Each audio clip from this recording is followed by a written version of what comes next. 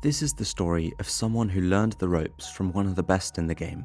Together they were smuggling thousands of kilos and made hundreds of millions along the way. All seemed well and life was great. But then he came in the crosshairs of one of the biggest and most vicious kingpins in the Netherlands.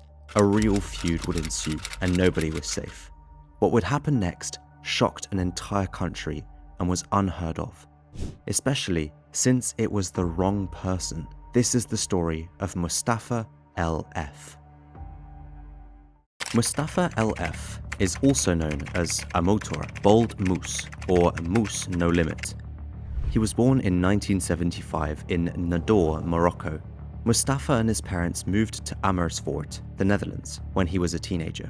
In his early 20s, he made a name for himself as a burglar. After several years, he decided to change careers. He made the move from burglar to coke smuggler. Via mutual friends, he came in contact with Samir Scarface Bouyakrichan from Amsterdam. Samir had been a burglar as well, and was now building an empire in the drug trade. Mustapha was known as a true go-getter, always looking for the next shipment or the next big thing that would make him some money. Nobody was stopping him when he wanted something done. This earned him the nickname a motor, and as Samir Scarface grew, Mustapha eagerly grew with him. The shipments got bigger and bigger, and also more frequent. Approximately from 2006 to 2009, Moose had to do some time in jail. Here is where he met Roger P., better known as Piet Costa. If you've not watched my video about him, be sure to do so after this one. Piet Costa was not involved in coke smuggling when he met Moose. He was doing time for 2 robberies and was involved in manufacturing speed on a very small scale, nothing serious or noteworthy. While in jail, Mustapha and Piet became business partners. When they were both released, Mustapha made Piet part of Samir Scarface and his organization. Piet was recruited to focus on the logistics side of the business. After getting out of jail, Piet frequently visited Costa Rica among other Latin American countries as part of his job. Together, they would go on to bring in thousands of kilos of coke into Europe. In 2014, there was a lot of turmoil in the Dutch underworld. Kingpin after kingpin got whacked, and in August 2014, it was Samir Scarface who got removed. Even though Moose had lost the person who taught him everything regarding the underworld, by now he was already standing on his own 2 feet. So after Samir's passing, business went on as usual. To launder his money, Moose opened several businesses. One of them was a nightclub in Zoetermeer, the Netherlands, called No Limit, hence his nickname, Moose No Limit. This club was a hotspot for criminals, and often caused a lot of turmoil. Along the years, there were many violent incidents. The club was being shot at, and more. The local mayor had to shut the club down temporarily 2 times, and ultimately closed it for good. In the beginning of 2016, Moose gets into a feud with none other than Ridouan Taghi. It is unclear what exactly sparked this feud. However, that it was not just a minor disagreement became clear in January 2016. Dutch police stumbled upon a warehouse in which they found a specifically modified, high-end surveillance van. In the van, they found something very interesting, a laptop with the picture of Godmother F. On it, Ridouan Taghi's nephew and confidant. After this discovery, rumors started spreading in the underworld. Taghi declared war on Moose and allegedly started hunting him down, to which Moose instructed his guys to observe and photograph Taghi's men. Both groups were actively hunting on each other. Shortly after the feud started, a man was removed off the playing field. According to Dutch police, this was ordered by Taghi because he allegedly shared information about him and his organization to Moose. Tensions were seriously rising. Once again, the hacked encrypted PGP phones give a lot of insight into this situation, and it is actually quite bizarre. In April 2016, Taghi and his organization were fully focused on silencing Moose. PGP messages revealed that they wanted to do so in or around his nightclub No Limit. Ridouan Taghi sent his most trustworthy hitman, Hamza P, a message. "Sir, make sure the hitters give full gas on that man. Full. They cannot screw this up, sir." Morad Taghi, Ridouan's brother, also sent Hamza a message. "That man has to sleep, at all costs. That is what needs to happen, bro." On the 16th of April 2016, it was go time. Morad Taghi was scouting the area of Moose's club No Limit, together with spotters that were positioned elsewhere. He was in direct contact with Hamza and texted him that there was no sign of Moose yet. Hamza, in his turn, stood in direct contact with the hitters that were lying low in the area. Hours go by, no sign of Moose. The mission had to be delayed. A day later, they tried it again. Same recipe. Time was ticking though.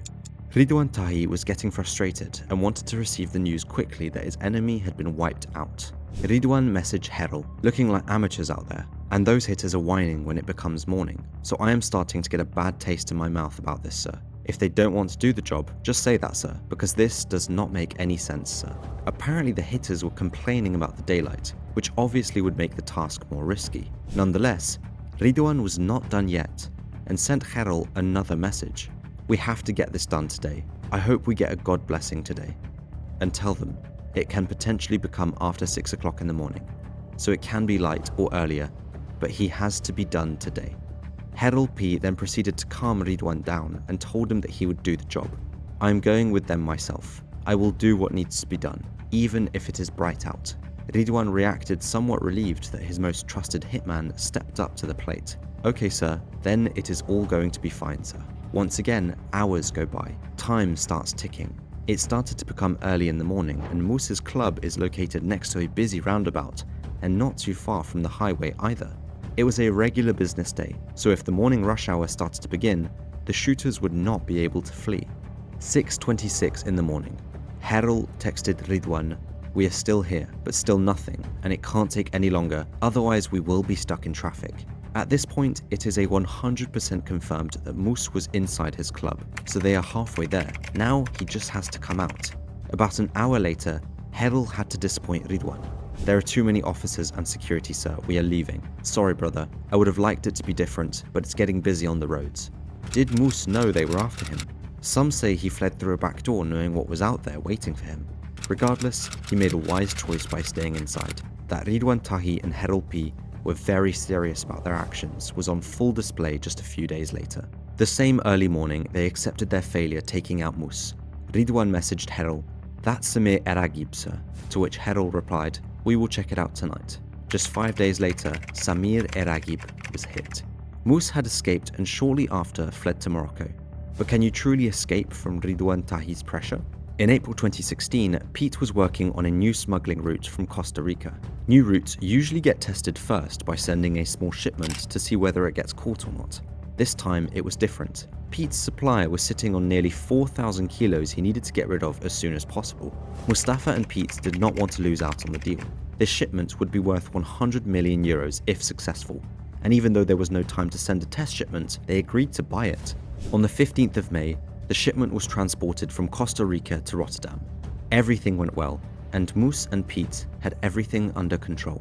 Until the last step, on the 1st of June, the container arrived in the port of Rotterdam, and it was blocked and scheduled to be scanned despite all preparations. Moose panicked and immediately informed Piet and Naima Jillal, the Godmother of Coke, who was involved in the shipment as well. "How is this possible? What happened?" Naima Jillal replied. Moose replied, "It's a customs block. I hope it's just an error in the system." Sometime later, he went on to say, "This is messed up. The chauffeur has just been sent away. We are screwed, aunt." Moose was right. They were screwed. The shipment was discovered and the nearly 4,000 kilos were seized. Piet said the shipment might have been tipped. Moose, in his turn, did not believe anything of that.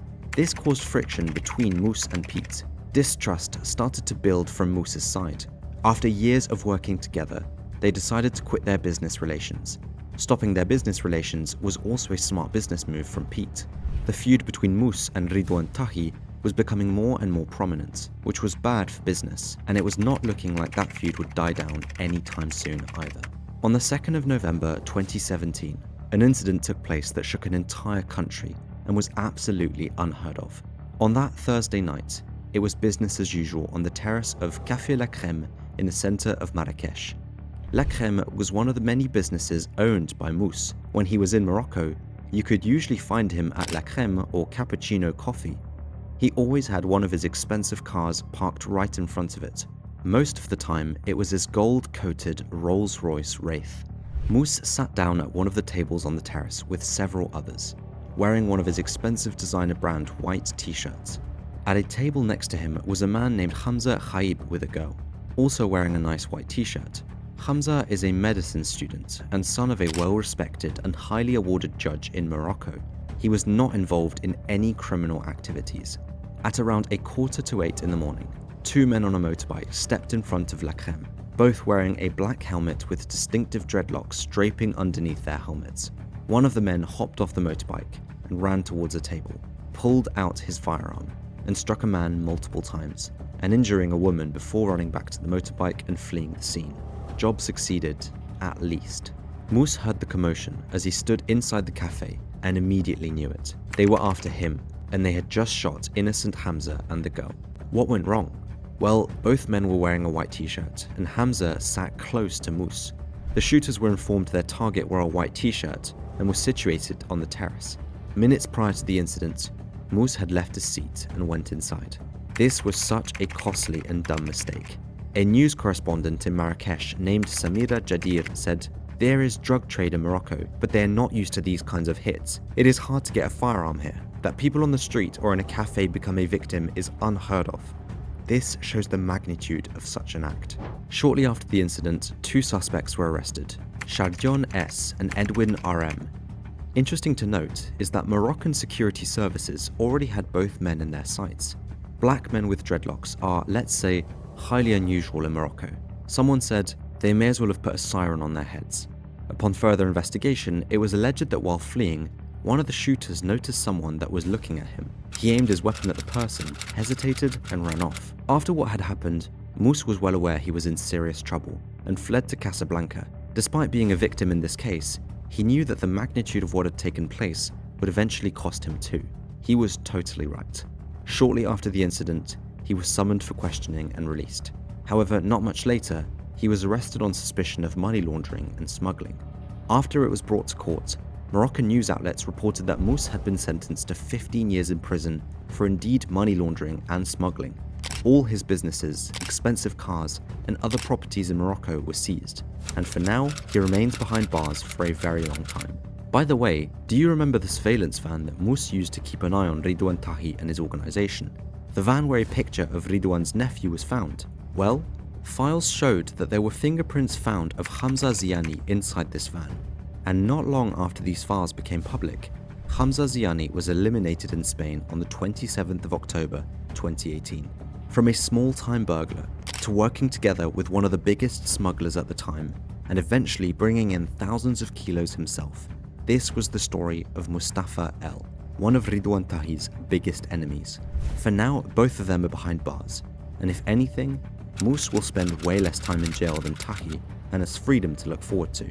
Several brothers of Ridouan Taghi have been arrested for their involvement in the hit gone wrong. I hope you enjoyed the video. If you did, please leave a like, comment, and subscribe if you have not already. See you in the next one.